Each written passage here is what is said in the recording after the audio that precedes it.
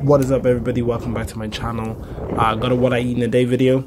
Real quick, this is just a video of me and a friend Selena going to the Giant's Ring, one of the ancient sites in Northern Ireland. I highly recommend it if you're ever down here. But yes, without further ado, let us get stuck into the video. Yeah. Hey. Yeah. Hey.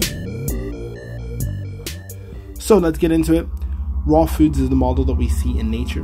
You know, every anthropoid primate loves fruits and vegetables. In school, we're told what? Eat your fruits and vegetables.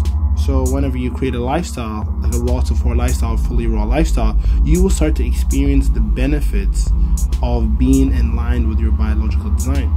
Now, a lot of people can't sustain a fully raw lifestyle. So a raw to four lifestyle is a great way to create a lifestyle out of eating lots of fruit but still having your starches in the evening.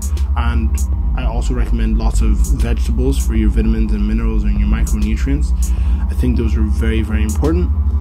And yeah, it's I find a lot of people find that it's more sustainable, it's more affordable. So ultimately, once you understand a fruit-based lifestyle, you can understand why a starch-based lifestyle works, and you can slay the fear of carbohydrates, and then you can go to work and slay the demons, that is animal products and oil.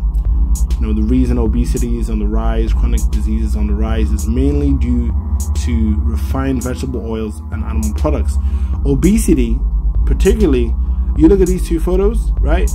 It would take about 4 to 10 kilograms of whole potatoes to equate the amount of fat content in one packet of crisps.